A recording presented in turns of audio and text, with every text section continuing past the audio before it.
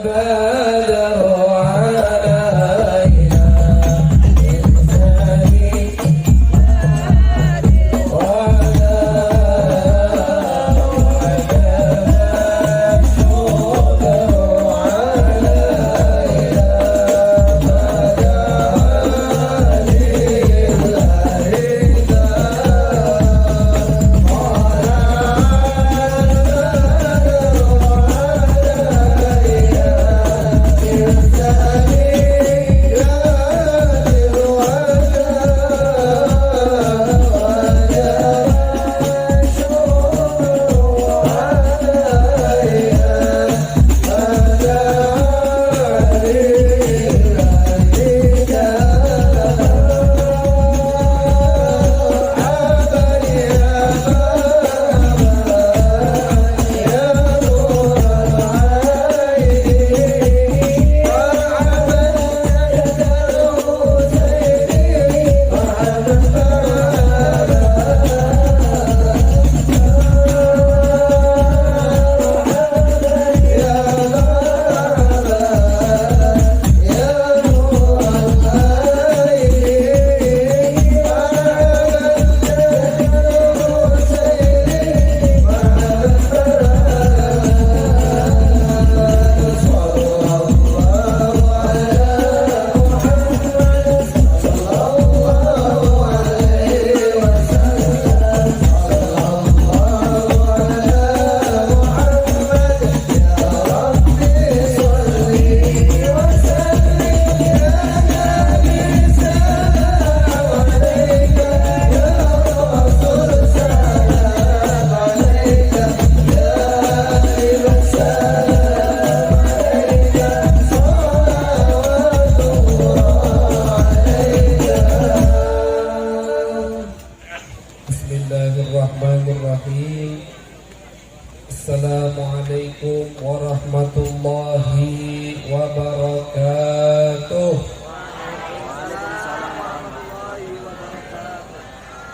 Alhamdulillahi rabbil alamin.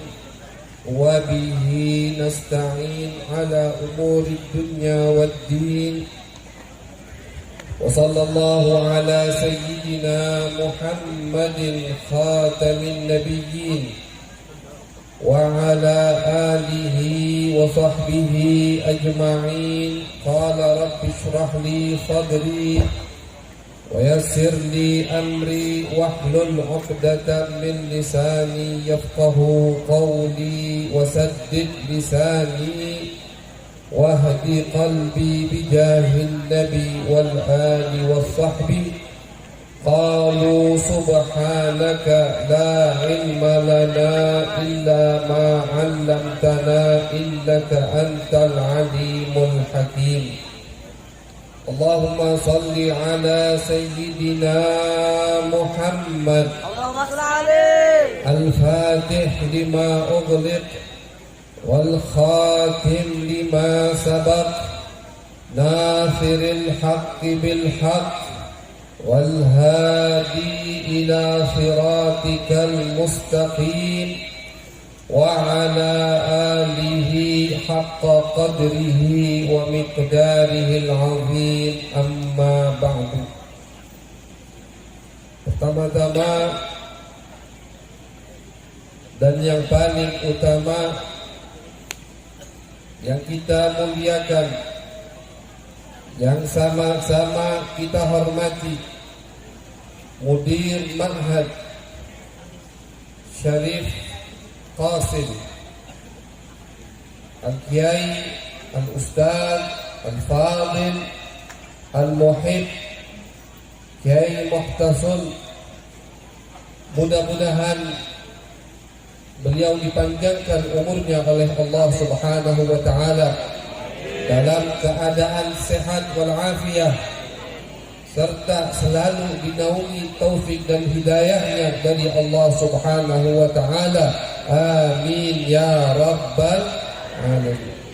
Begitu juga para kiai, para asatid wal asatidah dan para pejabat yang tidak bisa saya sebutkan namanya satu persatu, namun sama sekali tidak mengurangi rasa hormat, ta'zim, takrim saya kepada antum-antum sekalian.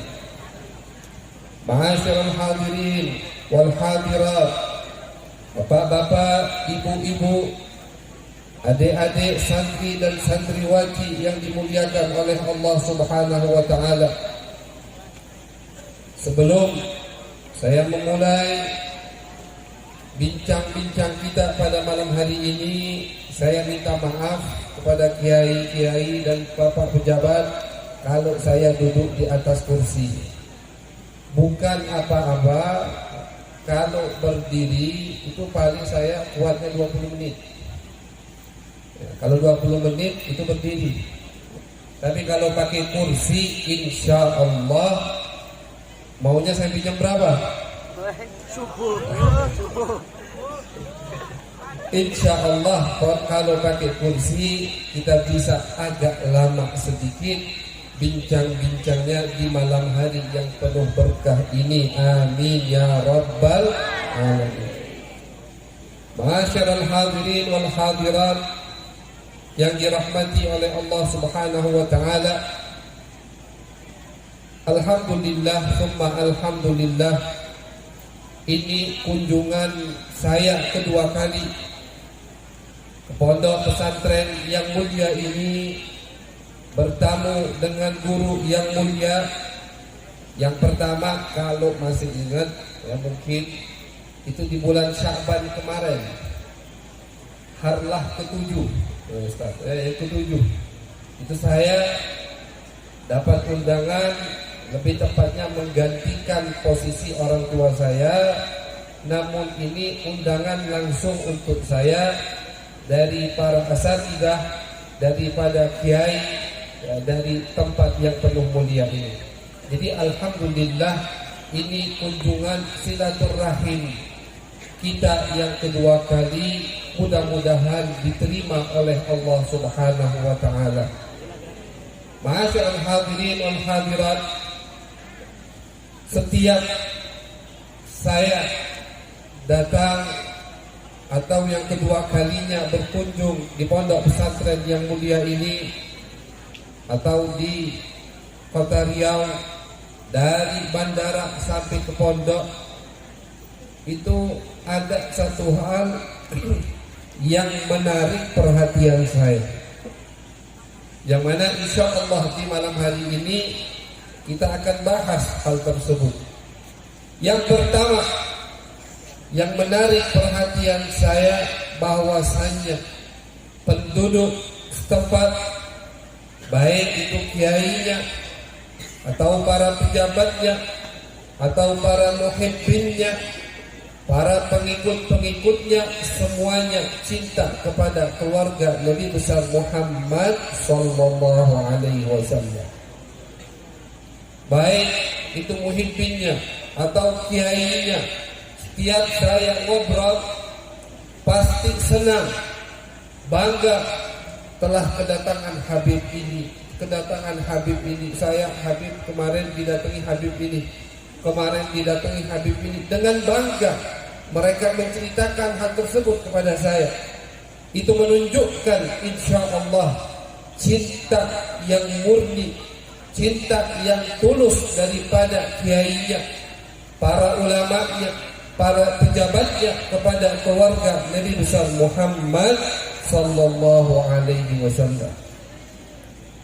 Karena bapak-bapak, ibu-ibu, adik-adik yang dirahmati oleh Allah Subhanahu wa taala, mencintai keluarga Nabi besar Muhammad sallallahu alaihi wasallam adalah hal yang paling diinginkan oleh Nabi.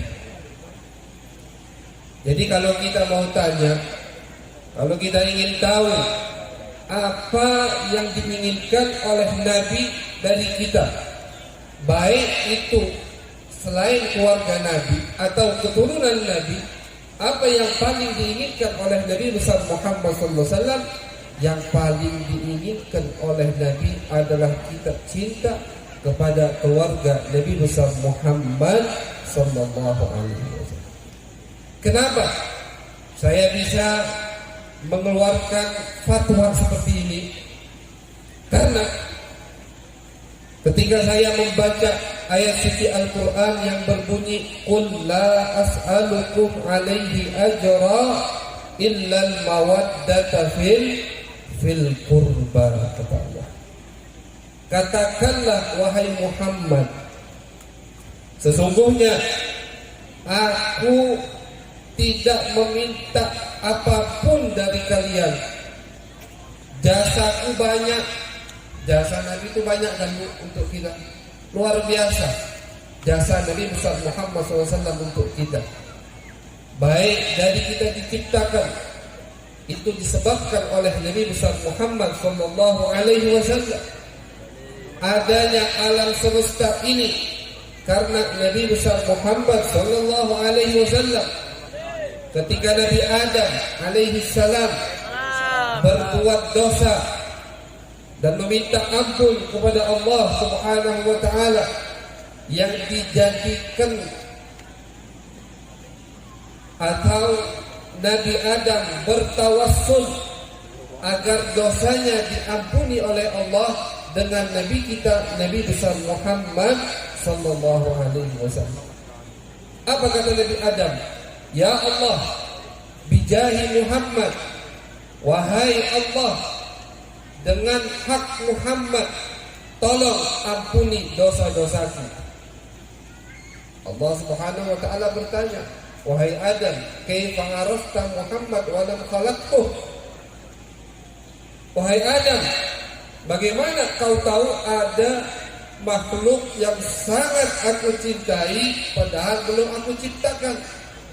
Nabi Adam kan manusia pertama kali yang diciptakan oleh Allah Subhanahu wa taala.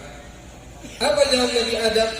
Ya Allah, betul engkau belum menciptakan Muhammad, akan tetapi ya Allah, setiap aku melihat bangunan-bangunan yang ada di surga, dari pintu masuknya sampai tiang-tiang yang indah, istana-istana yang bagus yang ada di surga sana, aku selalu melihat kalimat La ilaha illallah Muhammad Rasulullah.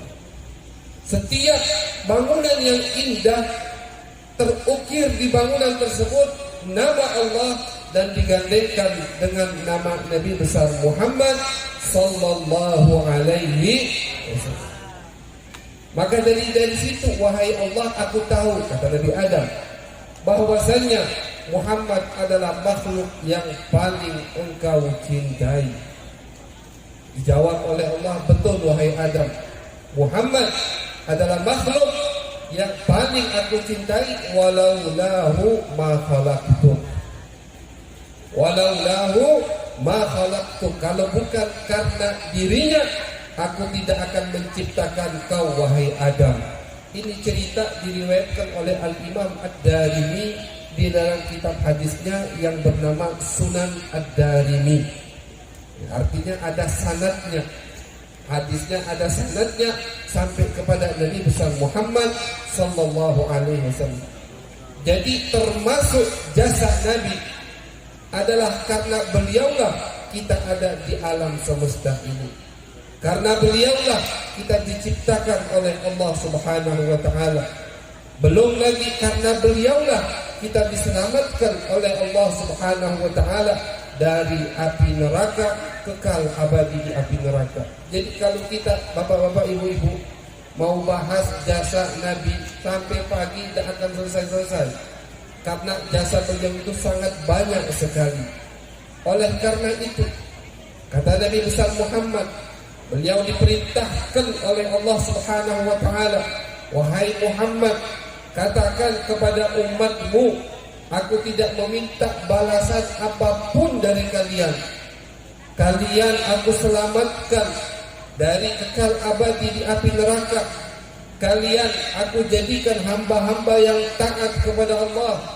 Kalian aku kasih kitab suci Al-Quran. Kalian bisa menikmati manisnya membaca Al-Quran. Itu semua karena aku, kata Nabi besar Muhammad sallallahu alaihi wasallam. Akan tetapi aku tidak minta balas apapun, kata Nabi, kecuali satu.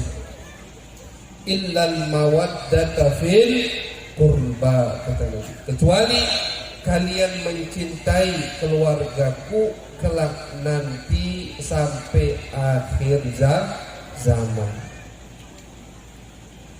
Yang saya atau yang menjadikan perhatian saya dari ayat suci ini, bahwasannya Nabi besar Muhammad SAW itu orangnya pemalu. Beliau itu orangnya sangat pemalu sekali, tidak mau yang namanya merepotkan orang lain. Itu Nabi. Ketika kita baca cerita-cerita beliau di dalam kitab Asy-Syama'il Al-Muhammadiyah yang diriwayatkan atau yang dikumpulkan oleh Al-Imam At-Tirmidzi, di situ ada riwayat, ada cerita bagaimana tentang kehidupan Nabi besar Muhammad SAW. Diceritakan, Pak Bu, Nabi itu tidak pernah sehari kenyang 2 kali. Tak pernah. Jadi kalau siang beliau kenyang, malam beliau kelaparan. Nabi tidak pernah kenyang 2 hari berturut-turut. Kalau siang ini sudah kenyang, besok seharian full Nabi lapar. Bahkan Sayyidah Aisyah, istri beliau, menceritakan, pernah di rumah kami ini tidak dihidupkan api selama 1, 2, sampai 3 bulan. Artinya tidak memasak apapun. Para tabi'in itu bertanya, wahai ummul mukminin, wahai istri Nabi, terus makan kalian apa? Dijawab sama Sayyidah Aisyah, at-tamru wal ma, korma dan air makanan kami, kata Sayyidah Aisyah radhiyallahu anha.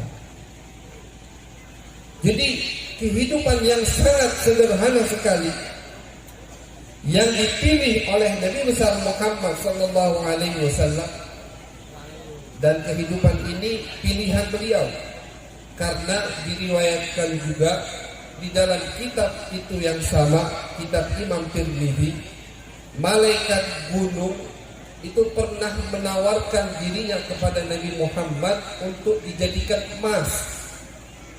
Di malaikat gunung Mekah itu datang ke Nabi, ya Rasulullah, Allah kirim salam. Ya Rasulullah, Allah menawarkan gunung ini dijadikan emas untuk tabunganmu, tapi ditolak mentah-mentah oleh Nabi besar Muhammad sallallahu alaihi wasallam. Kenapa? Karena itulah jalan hidup yang dipilih oleh Nabi besar Muhammad. La ya Rabbi, tidak wahai Tuhanku, biarlah aku sehari lapar, sehari kenyang. Indama aju atadarra ilaik, ketika aku lapar, aku meminta kepadamu ya Allah. Wa indama asba, ketika aku kenyang, ashkuru ilaik, aku bersyukur kepadamu ya Allah. Maka dari itu ulama mengatakan semua makom, semua kedudukan, semua martabat yang ada di dalam kitab-kitab tasawuf, dari makom sabar, makom syukur, makom al-khauf, takut kepada Allah, makom raja, semua makom syauq ila Allah, itu sudah dilalui, sudah dijalani oleh Nabi kita, Nabi besar Muhammad sallallahu alaihi wasallam. Yang jadi pertanyaan ini, kok bisa Nabi itu tidak pernah kenyang 2 hari berturut-turut, bahkan 3 bulan tidak memasak di rumahnya? Padahal jangankan Nabi, misalkan para santri atau wali santri ya dapat atau tahu Kiai Mukhtasun sehari tidak makan, langsung ramai kan yang datang, pasti ramai yang datang. Misalkan Kiai Mukhtasun kehabisan beras di rumahnya hari ini, tidak masak, langsung berkilo-kilo, bahkan mungkin bertonton datang beras di depan rumah Kiai Mukhtasun. Monggo Kiai masak, jangan sampai sampean enggak makan. Kan begitu. Lah ini Nabi yang dicintai oleh sahabat-sahabatnya melebihi cinta kita kepada siapapun. Mereka rela mati untuk Nabi besar Muhammad sallallahu alaihi wasallam. Jangankan hartanya, nyawanya mereka berikan buat Nabi. Jangankan hartanya, uangnya, orang tuanya pun mereka korbankan untuk Nabi besar Muhammad sallallahu alaihi wasallam. Apalagi duit, apalagi beras, begitu. Pasti mereka serahkan kepada Nabi. Namun kata ulama dijawab, karena Nabi orangnya pemalu, karena Nabi orangnya tidak mau merepotkan orang lain, keadaan keluarga beliau, kehidupan yang beliau jalani, beliau tutupi sehingga sahabat-sahabatnya tidak tahu apa yang dikurangi oleh Nabi besar Muhammad sallallahu alaihi wasallam. Jadi wajar Nabi sampai menaruh 3 batu, perutnya itu diikat dengan 3 batu, saking laparnya. Sahabat tidak tahu. Kalau sahabat tahu, tidak mungkin Nabi sedetik pun lapar. Pasti mereka serahkan semua harta mereka, mereka serahkan semua uang mereka untuk kehidupan daripada Nabi besar Muhammad sallallahu alaihi wasallam. Jadi Nabi itu pemalu. Al-haya'u minal iman. Malu itu dari iman, dari bagian iman. Nabi Muhammad mengatakan di hadis yang lain, "Idza lam tastahi fasna ma syi'ta." Kalau kalian tidak punya malu, lakukan semau kalian. Ya, bahasa Jawanya apa itu? Sakarepmu. Ya. Itu kalau kalian tidak malu, ya betul ya, bahasanya sakarepmu. Lakukan apapun yang kalian mau. Kalau kalian tidak punya malu, malu kepada Allah, malu kepada Nabi besar Muhammad, malu kepada masyayikh, guru-guru kita yang selalu memerhatikan kita. Jadi Nabi itu pemalu. Sehingga, ini kita kembali ke ayat tadi. Sehingga Allah Subhanahu wa taala tahu apa yang paling diinginkan oleh Nabi, apa yang paling didambakan oleh Nabi besar Muhammad SAW. Tapi Nabi tidak kesampaian untuk mengungkapkannya. Nabi tidak kesampaian untuk mengatakan kepada umatnya tiba-tiba, "Wahai umatku, cintai keluargaku," sebelum dimulai oleh Allah Subhanahu wa ta'ala. Maka dari itu, ketika Allah tahu nabinya manusia paling pemalu, nabinya manusia akhlaknya yang paling mulia, nabinya orang yang paling tidak mau merepotkan orang lain, Allah perintahkan melalui Al-Quran, ya bukan lewat hadis qudsi, bukan, tapi melalui Al-Quran, agar dibaca dari umat zaman Nabi sampai umat akhir kiamat, agar dibaca apa yang diinginkan oleh Nabi besar Muhammad sallallahu alaihi wasallam. Allah turunkan di dalam Al-Quran dan Allah perintahkan Nabi Muhammad untuk mengungkapkan apa yang sangat ia inginkan, yang sangat ia dambakan, yaitu cinta kepada keluarga Nabi besar Muhammad sallallahu alaihi wasallam. Jadi itu pertama yang paling diinginkan oleh Nabi kita, Nabi besar Muhammad sallallahu alaihi wasallam. Dan alhamdulillah, summa alhamdulillah, para masyayikh, para ulama, para kiai di sini semuanya cinta kepada keluarga Nabi besar Muhammad sallallahu alaihi wasallam. Ini bukan karena saya berlebihan, ya, atau saya cari muka, ya, depan para kiai, tidak, tapi memang itu yang saya rasakan setiap saya ke Siak, ya, setiap saya disambut di tempat yang penuh mulia ini. Saya merasakan hati-hati masyayikh, hati-hati ulama, para pejabatnya pun cinta kepada keluarga Nabi besar Muhammad sallallahu alaihi wasallam. Mudah-mudahan cinta tersebut terus berkembang, cinta tersebut ngalir, ya, kepada para santri, kepada para anak didik daripada kiai-kiai di sini, sehingga ulama dan habaib bisa saling mendukung, menyebarkan ajaran Nabi besar Muhammad sallallahu alaihi wasallam. Para habaib, para keturunan Nabi juga diperintahkan oleh Nabi untuk mencintai para ulama. Jadi bukan Habib saja yang harus dicintai, bukan Habib saja yang harus menghormati, tidak. Habib juga pun wajib mencintai para ulama, menghormati para ulama yang berjalan di bawah naungan Nabi besar Muhammad sallallahu alaihi wasallam. Ini pernah dipraktekkan oleh sepupu Nabi yang bernama Abdullah bin Abbas radhiyallahu taala anhuma, habrul ummah, ya, pemimpin para ulama tafsir, yaitu Sayyiduna Abdullah bin Abbas radhiyallahu taala anhuma. Pernah beliau suatu hari memegang atau memandu kuda atau keledai kendaraan dari sahabat Nabi Zaid bin Thabit. Zaid bin Thabit ini sahabat Nabi yang alim, termasuk ulama dari sahabat Nabi besar Muhammad SAW. Ketika sahabat Zaid ingin turun dari kendaraannya, tangannya dipegang oleh Abdullah bin Abbas. Kemudian tangannya dicium oleh Abdullah bin Abbas. Sahabat Zaid kaget. Wahai Abdullah bin Abbas, kenapa kau lakukan ini? Engkau adalah sepupu Nabi, kau adalah keluarga Nabi, darah dagingmu, darah daging Nabi. Kenapa kau lakukan ini? Dijawab sama Abdullah bin Abbas, hakadha amarana Rasulullah SAW an nahtarima ulama'ana. Beginilah yang diperintahkan oleh Nabi besar Muhammad SAW. Kami disuruh, kami para keluarga Nabi diperintahkan untuk menghormati ulama-ulama umat Nabi besar Muhammad sallallahu alaihi wasallam.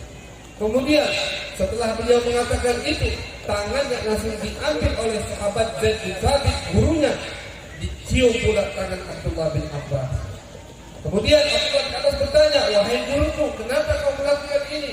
Dijawab sama gurunya, hakala amarana Rasulullah SAW an nahtarima ala baiti syarif. Beginilah kami yang diperintahkan oleh Nabi kami, Nabi besar Muhammad SAW, untuk memuliakan keluarga Nabi besar Muhammad sallallahu alaihi wasallam. Jadi ulama dan habaib harus saling mencintai, harus saling menghormati, sehingga insya Allah cinta tersebut, cinta para kiai di sini kepada habaib dan cinta para habaib kepada kiai di sini, insya Allah membanggakan hati Nabi besar Muhammad sallallahu alaihi wasallam.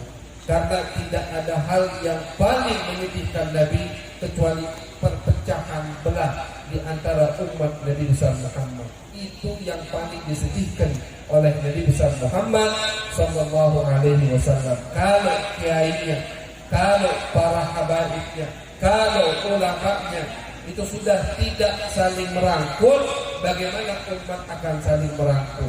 Tapi alhamdulillah di tempat ini para habaibnya, para kiainya, para masyayikhnya, para pejabatnya semua saling merangkul, sehingga insya Allah umat masyarakat setempat juga saling merangkul, sehingga insya Allah gampang tersebar luas agama ajaran Nabi besar Muhammad sallallahu alaihi wasallam. Amin ya rabbal alamin. Kemudian yang kedua, ma'asyiral hadirin wal hadirat,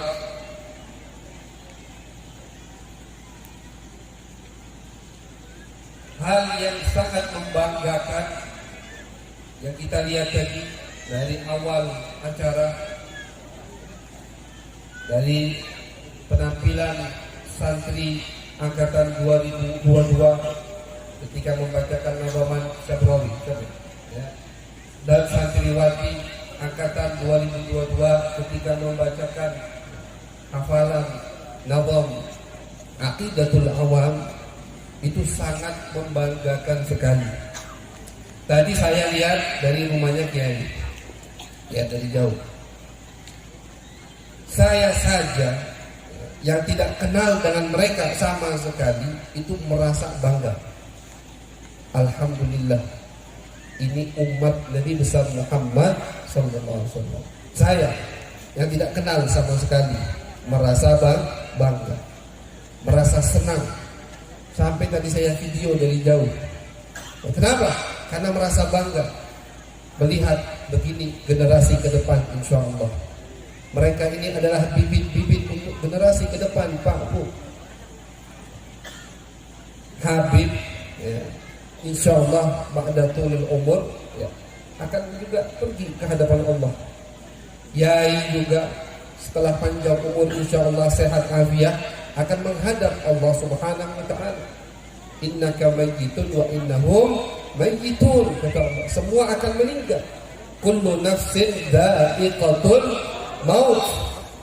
Setiap yang bernyawa akan merasakan namanya kematian.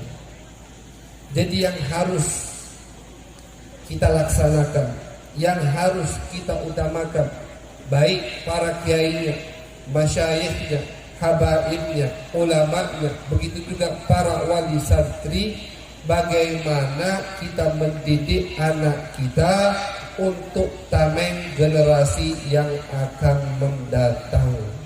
Itu Bu, ya Pak. Kalau kita alhamdulillah sudah ada Kiai Muhtasib, sudah ada Kiai yang lain, sudah ada Kiai Ahmad, alhamdulillah generasi sekarang. Tapi generasi yang akan datang 20 tahun lagi, 30 tahun lagi, 50 tahun lagi, wallahu a'lam, fitnah seperti apa? Nabi Muhammad SAW pernah menyatakan, kata Nabi, fitnah di akhir zaman kaqita'il lailil mudlim, seperti gelapnya malam hari, kata Nabi. Malam hari yang tidak ada lampu sama sekali, gelap.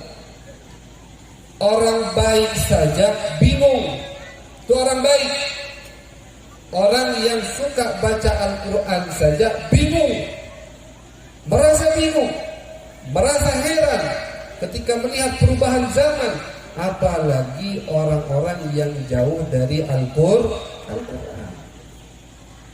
Kita lihat saja bagaimana kemaksiatan di 2022 ini, 2022 ya. Bagaimana merosotnya akhlak umat Nabi besar Muhammad SAW.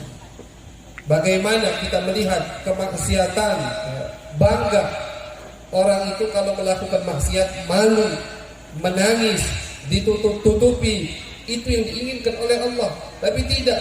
Orang zaman sekarang melakukan maksiat di depan HP, langsung streaming. Ya, dia melakukan maksiat di mana, orang kota mana bisa melihat perbuatan maksiat dia tersebut. Itu kan memalukan. Ini tidak ada malu. Al-haya'u minal iman. Kemaluan di zaman sekarang itu sangat sedikit sekali. Mereka bangga melakukan maksiat kepada Allah. Mereka bangga mengatakan begini. Ada yang mengatakan begini di postingannya, saya ini muslim tapi saya tidak pernah sholat. Bangga. Saya muslim tapi saya tidak sholat. Kira-kira kalau muslim tidak sholat, muslim bukan? Muslim bukan? Nabi Muhammad SAW mengatakan, perbedaan kami orang muslim dan orang kafir as-shalah, kata Nabi. Orang yang tidak sholat berarti seakan-akan dia bukan orang muslim, kata Nabi Muhammad sallallahu alaihi wasallam. Ya, ini dia bangga mengatakan saya muslim tapi saya tidak pernah sholat. Yang satunya lain lagi, saya dulunya muslim namun sekarang saya sudah pindah agama, murtad, bangga. Billah min murtad itu sudah tidak ada ampunannya dari Allah kecuali dia taubat masuk ke Islam lagi. Bangga, dulu saya muslim tapi sekarang saya sudah pindah agama. Orang tua saya masih muslim, saudara saya semuanya masih muslim, tapi saya doang yang cuma pindah agama. Ini bangga, bangganya itu yang jadi masalah. bangga dengan kemaksiatan, bangga dengan melanggar perintah Allah Subhanahu wa taala. Sekali lagi Bapak-bapak, Ibu-ibu, ini di tahun 2022. Bagaimana di tahun 2050 nanti? Bagaimana 2060? Dan sudah digambarkan sama Nabi. Kata Nabi, saking tidak ada malunya umat akhir zaman nanti, mereka itu melakukan perbuatan zina di pinggir jalan. Na'udzubillah min di pinggir jalan berbuat zina. Yang naik motor, ada yang mau lewat, yang naik motor atau naik mobil, sepeda, itu cuma mengatakan, "Oi, minggir sedikit, kami mau lewat." Tidak ada rasa amar ma'ruf nahi munkar. Tidak ada rasa peduli sesama umat Nabi besar Muhammad SAW. Bukan dinasihati, bukan ditegur, bukan dilaporkan, tapi minggir sedikit, aku mau lewat. Ini keadaan yang digambarkan oleh Nabi kita, Nabi besar Muhammad sallallahu alaihi wasallam. Dan akan terjadi karena Nabi as-sadiqul masduq, yang jujur dan perkataannya pasti terjadi. Wakil tidak mungkin tidak terjadi. Ini tahun 2022. Wallahu a'lam, 50 tahun ke depan. Maka dari itu, ya, kita sangat bangga sekali ketika melihat generasi-generasi ke depan rajin menuntut ilmunya, rajin menghafal hafalannya. Ya. Saya saja orang lain yang tidak kenal bangga, apalagi orang tuanya. Bangga tidak orang tuanya? Bangga tidak Bapak-bapak, Ibu-ibu? Bangga. Tidak ada yang lebih membanggakan orang tua kecuali anak tadi taat kepada Allah Subhanahu wa taala. Orang tuanya bangga, alhamdulillah. Gurunya pasti bangga. Seorang guru ketika melihat muridnya berhasil, luar biasa bangganya. Nabi besar Muhammad SAW lebih bangga dari kita semua. Saya bangga, bapak, ibu sebagai orang tuanya bangga, Yai Muhtasun sebagai murabbinya, sebagai gurunya bangga. Tapi ada yang lebih bangga, Bu. Ada yang lebih senang, Pak. Ada yang lebih gembira di malam hari ini, di malam hari kelahiran Nabi besar Muhammad sallallahu alaihi wasallam. Siapa yang lebih bangga? Nabi kita, Nabi besar Muhammad sallallahu alaihi wasallam. Jadi yang tadi itu kita jadikan hadiah hari kelahiran Nabi besar Muhammad sallallahu alaihi wasallam. Kado buat Nabi. Ya. Kita kalau orang yang kita cintai ulang tahun, repot nyari kado. Ya. Oh, kado apa ya? Tahun kemarin sudah HP, sekarang apa lagi? Ya. Pikir. Ya, istrinya, suaminya, anaknya yang ulang tahun misalkan, repot nyari hadiah biar mereka senang. Kita juga punya kado untuk Nabi besar Muhammad SAW. Di malam ini, malam 12 Rabiul Awal, malam dilahirkan manusia yang paling mulia. Kelahirannya lebih mulia daripada malam-malam yang lain. Kita siapkan kado tadi, yaitu ya Rasulullah, ini kado buat antum. Insya Allah generasi-generasi ke depan akan lebih membaik, akan lebih taat, akan lebih mencintaimu ya Rasulullah. Amin ya Rabbal Alamin.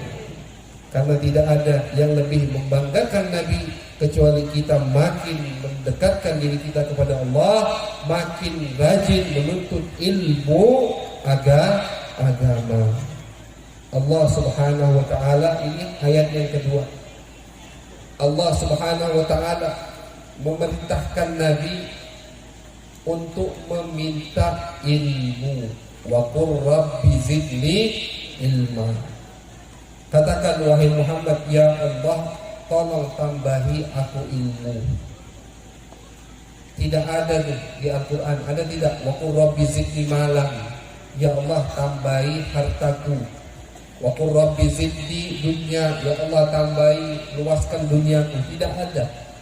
Karena memang di mata Nabi Muhammad, di sisi Allah Subhanahu wa taala, hal yang paling mulia adalah ilmu. Bagaimana kita dekat kepada Allah, dekat kepada Nabi besar Muhammad sallallahu alaihi wasallam.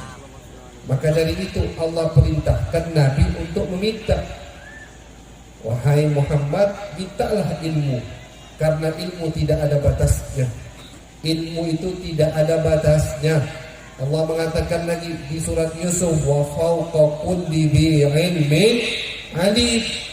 Setiap orang yang pintar, orang yang alim, pasti ada di atas yang lebih alim. Jadi yang merasa sudah pintar jangan sombong. Kenapa jangan sombong? Di atasmu pasti ada yang lebih alim.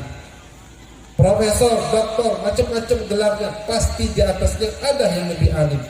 Sampailah makhluk yang paling alim adalah Nabi kita, Nabi besar Muhammad sallallahu alaihi wasallam. Di atas beliau ada zat yang paling alim, yaitu Allah Subhanahu wa taala. Innallaha bikulli syai'in alim. Di saking luasnya ilmu, Nabi diperintahkan untuk menambah ilmu oleh Allah Subhanahu wa taala. Maka dari itu, ayo adik-adik, para santri, santriwati yang dimuliakan oleh Allah Subhanahu wa taala, untuk lebih giat lagi belajar agama, untuk lebih giat lagi membanggakan orang tua, lebih giat lagi membanggakan masyayikh, lebih giat lagi membanggakan hati Nabi besar Muhammad sallallahu alaihi wasallam. Mudah-mudahan ini semua jadi amal jariah kita, jadi modal kita untuk menghadap kelak di hari kiamat, menghadap Nabi besar Muhammad sallallahu alaihi wasallam. Karena kalau kita nanti di hari kiamat nyari-nyari Nabi, minta syafaat, tapi kalau tidak punya amal, tidak punya modal untuk ketemu Nabi, malu kita ngadep Nabi. Tapi paling tidak, misalkan para santri, santriwati yang semangat belajar, nanti ketika menghadap Nabi, mereka punya modal untuk menghadap Nabi. Ya Rasulullah, aku umatmu yang ketika hidup di dunia giat belajar agamamu. Para wali, santri, bapak-bapak, ibu-ibu, yang misalkan ada yang bukan dari pesantren, ada yang bukan penuntut ilmu, nanti di hari kiamat ketika menghadap Nabi besar Muhammad sallallahu alaihi wasallam, punya modal, punya muka untuk menghadap Nabi. Oh Ustaz Habib, lari aja dari Nabi. Jangan. Semua makhluk nanti di hari kiamat mengharapkan syafaat Nabi besar Muhammad sallallahu alaihi wasallam. Semua makhluk dari zaman Nabi Adam sampai zaman hari kiamat nanti mencari mana yang namanya Muhammad, mana orang yang bisa memberikan syafaat di hadapan Allah Subhanahu wa taala. Ketika Nabi Adam, Nabi Nuh, Nabi Hud, Lut, Saleh, semuanya tidak bisa berkata apa-apa di hadapan Allah Subhanahu wa taala. Mereka duduk mantap. Kenapa? Karena saking haibahnya, saking wibawahnya, saking gentingnya keadaan di hari akhir, cuma Nabi yang berani warawiri, itu Nabi cuma. Yang lain diam, Pak. Duduk di tempatnya masing-masing yang sudah disiapkan oleh Allah. Ada satu kursi yang paling bagus, yang paling mewah, tapi tidak ada yang duduk, kosong. Kursi siapa itu? Kursi Nabi besar Muhammad sallallahu alaihi wasallam. Kosong. Padahal kursinya paling bagus. Kursinya paling bagus, paling besar, paling mewah, tapi tidak ada orangnya. Di mana orangnya? Sibuk menyelamatkan umatnya. Nabi pernah mengatakan kepada sahabat Anas bin Malik, wahai Anas, nanti kau di akhirat cari aku di tempat-tempat yang aku sebutkan. Pertama, indal mizan, kata Nabi, di tempat ditimbangnya amal seseorang, cari aku di situ. Di situ aku akan memberikan syafaat untuk umatku, kata Nabi Muhammad. Ada sebagian orang udah divonis sama Allah masuk api neraka, berkat syafaat Nabi Muhammad masuk ke surganya Allah. Kemudian ya Rasulullah, kata sahabat Anas, kalau aku tidak temukan engkau di mizan, di mana aku cari kau? Cari aku di sirat. Cari aku di sirat, jembatan. Yang mana jembatan ini lebih tajam dari pedang, lebih tipis dari rambut. Tidak masuk akal. Kalau kita pikirkan dengan akal, itu mentok, tidak bakal ketemu jawabannya. Karena memang masalah akhirat tidak bisa dipikirkan dengan akal. Alladzina yu'minuna bil ghaib. Maka yang Allah mengatakan orang yang beriman dengan hal-hal yang gaib, masalah akhirat, hal yang gaib, harus iman, tidak perlu dipikirkan. Jembatan yang sangat tipis, sangat tajam, tidak selamat dari situ kecuali orang yang amal ibadahnya memang banyak. Itu Nabi ada di situ. Ini nabi-nabi yang lain duduk manis, tidak bisa berbuat apa-apa. Nabi Muhammad setiap umat yang lewat, Nabi Muhammad berdoa, ya Allah selamatkan dia, ya Allah selamatkan dia. Berapa umat yang Nabi doakan? Kemudian wahai Anas, kalau kau tidak menemukan aku di sirat, di jembatan, cari aku inda abwabil nar, inda abwab jahannam.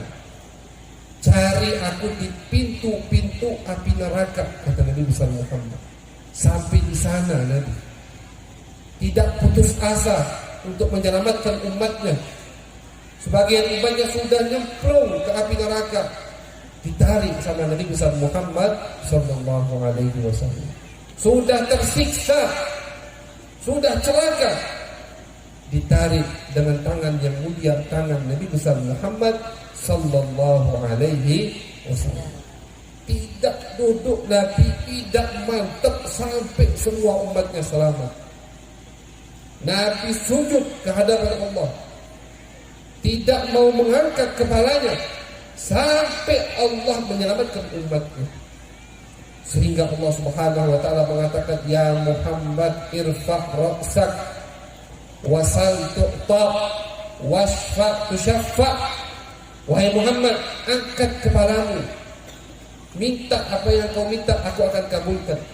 Beri syafaat yang kau ingin beri syafaat, aku akan kabulkan, kata Allah Subhanahu wa taala. Ini namanya asy-syafa'atul uzma, syafaat yang luar biasa yang hanya dimiliki oleh Nabi besar Muhammad sallallahu alaihi wasallam. Ini namanya maqam mahmud yang disebutkan oleh Allah di dalam Al-Qur'an, yaitu kedudukan yang sangat terpuji, yang dipuji oleh semua makhluk, yaitu ketika Nabi Muhammad memberi syafaat umatnya di hari kiamat nanti. Luar biasa bukan? Luar biasa tidak? Luar biasa jasa Nabi. Nah, jadi paling tidak Bapak Ibu-ibu, adik-adik, santriwati yang dimuliakan oleh Allah, paling tidak ketika kita diberikan syafaat oleh Nabi, ketika tangan kita ditarik oleh Nabi, ketika badan kita didorong oleh Nabi untuk masuk surga, ketika kita melihat muka Nabi, kita agak sedikit pede menghadap Nabi besar Muhammad sallallahu alaihi wasallam. Aku sedikit punya amal ya Rasulullah, walaupun amalku tidak ada apa-apanya. Aku memperhatikan anak-anakku ya Rasulullah. Aku didik mereka, aku titipkan mereka ke pondok pesantren, aku arahkan mereka ke agama. Para masyayikh bangga ketemu Nabi, ya Rasulullah, aku termasuk pewarismu, aku menyelamatkan umatmu. Para santri juga begitu, ya Rasulullah, aku semangat belajar. Senyum Nabi ketika melihat muka kita, insya Allah di hari kiamat. Amin ya Rabbal alamin. Jadi itu yang kita tuju, itu yang kita maksud dari semua kehidupan kita di dunia ini, untuk mendapatkan ridha Allah, mendapatkan ridha Nabi besar Muhammad sallallahu alaihi wasallam. Jadi insya Allah ini kado kita buat hari kelahiran Nabi besar Muhammad sallallahu alaihi wasallam. Dan jangan diragukan, kado inilah, hadiah inilah yang paling dicintai, yang paling disukai oleh Nabi kita, Nabi besar Muhammad sallallahu alaihi wasallam. Nabi paling suka kalau kita menyelamatkan umatnya. Itu Nabi yang paling suka.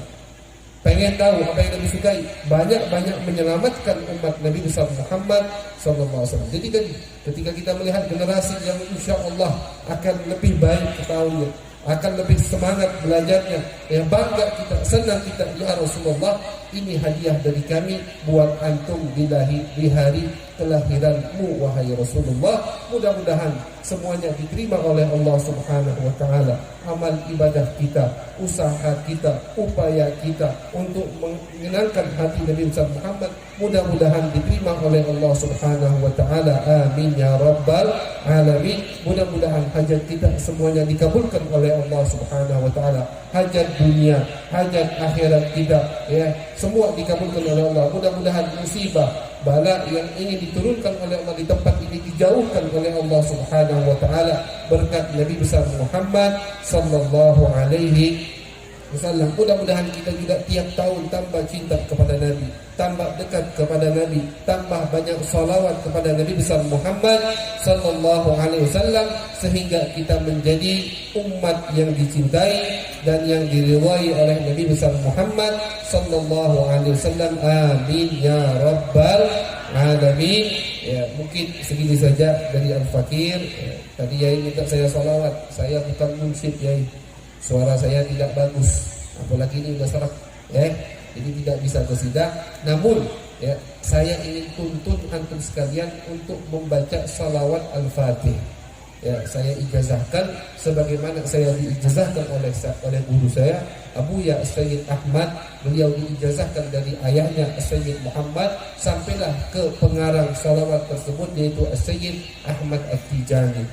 Jadi ketika saya baca, para hadirin ikuti yang saya baca. Bismillahirrahmanirrahim. Allahumma salli ala Sayyidina Muhammad Al-Fatih lima ughliq wal khatim lima sabaq nasiril haqqi bil haqq wal hadi ila siratikal mustaqim wa ala alihi haqqa qadrihi wa miqdarihil azim. Ini salawat apalagi para santri santriwati yang ingin cepat dapat futuh, cepat alim, cepat pintar, hafalannya kuat, ya, rutin baca salawat ini sehari 100 kali. Ya, ibu-ibu juga, bapak-bapak juga. Ini salawat agar membukakan pintu hati kita biar tambah dekat kepada Allah Subhanahu wa taala. Ya, seperti tadi yang saya katakan, saya ijazahkan salawat ini dari guru saya ke gurunya lagi sampai ke pengarang, yaitu Sayyid Ahmad At-Tijani radhiyallahu taala an. Mudah-mudahan semua diterima oleh Allah Subhanahu wa taala. Amin ya rabbal alamin. Sallallahu ala sayyidina Muhammadin wa ala alihi wa sahbihi wa baraka wa sallam walhamdulillahi rabbil alamin.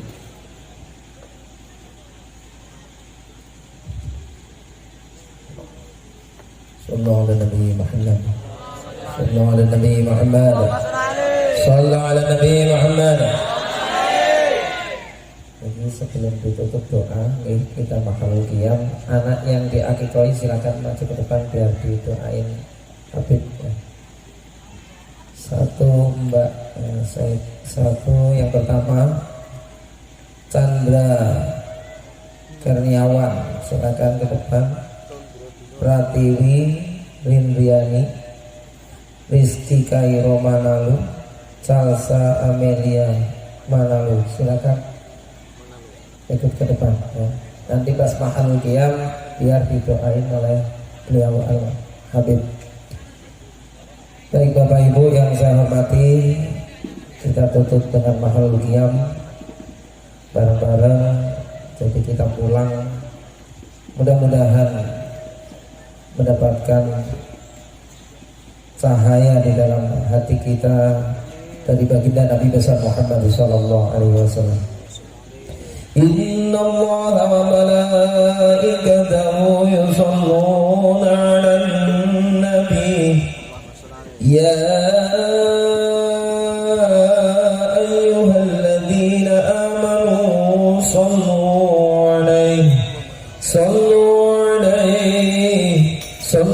'alaihi wa sallimu taslima.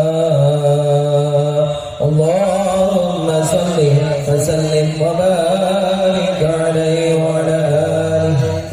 Fahmazal arshu daraban wa istibshara wasdad al-kursi wa ibadan wa waqara wa amdala السماوات وأنوارا وضجت الملائكة تهليلا وتمجيدا واستغفارا سبحان الله والحمد لله ولا إله إلا الله الله أكبر سبحان الله والحمد لله ولا إله إلا الله الله أكبر سبحان الله والحمد لله ولا إله إلا الله الله أكبر ولم نزل مضاء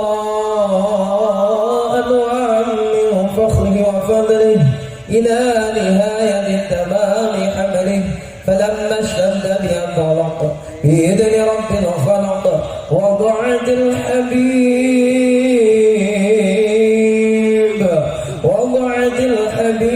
صلى الله عليه وسلم ساجدا شاكرا حامدا كأنه البدر في تمامه محل القيام صلى الله على محمد صلى الله على محمد صلى الله على محمد صلى الله عليه وسلم يا نبي سلام عليك يا رسول سلام عليك يا حبيب سلام عليك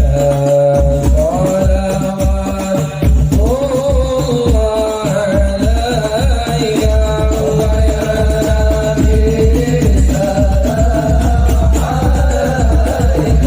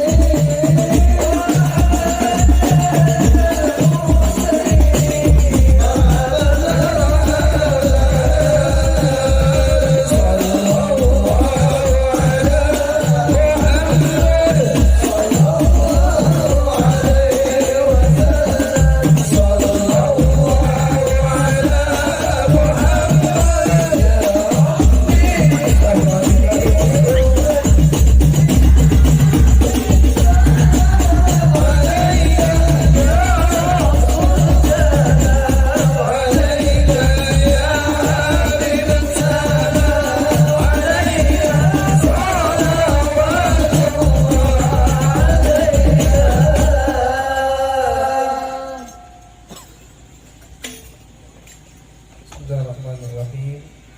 Al-Fatihah. Kita bacakan Fatihah untuk niat santri-santri yang akikah pada malam hari ini, yang namanya Chandra Kurniawan Pratiwi Rindiriani Rizki Keiro Manalu Kansa Amanik Manalu. Mudah-mudahan anak-anak tersebut diberkahi umurnya oleh Allah Subhanahu wa taala, bakti kepada orang tuanya. Semua anak-anak di sini, semua anak-anak kita insyaallah bakti kepada orang tuanya, manfaat untuk agamanya, manfaat untuk bangsanya, menyenangkan hati masyayikh, menyenangkan hati Nabi besar Muhammad sallallahu alaihi wasallam. Amin ya rabbal alamin. Sirril Fatihah.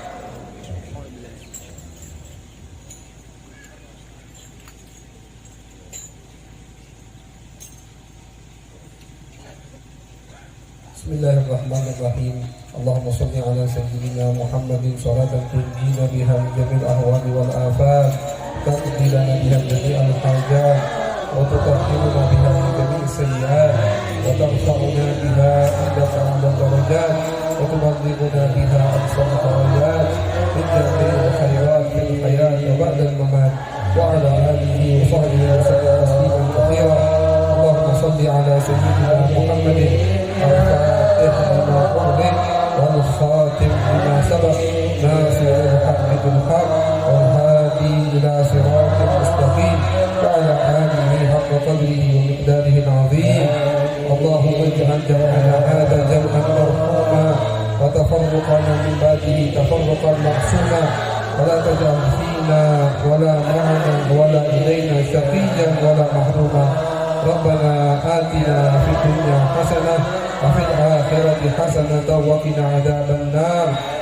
ربنا هب لنا من أزواجنا وذرياتنا قرة أعين واجعلنا للمتقين إماما. ربنا تقبل منا إنك أنت السميع العليم وتب علينا إنك أنت التواب الرحيم. صلى الله على سيدنا محمد وعلى آله وصحبه وبارك وسلم والحمد لله رب العالمين.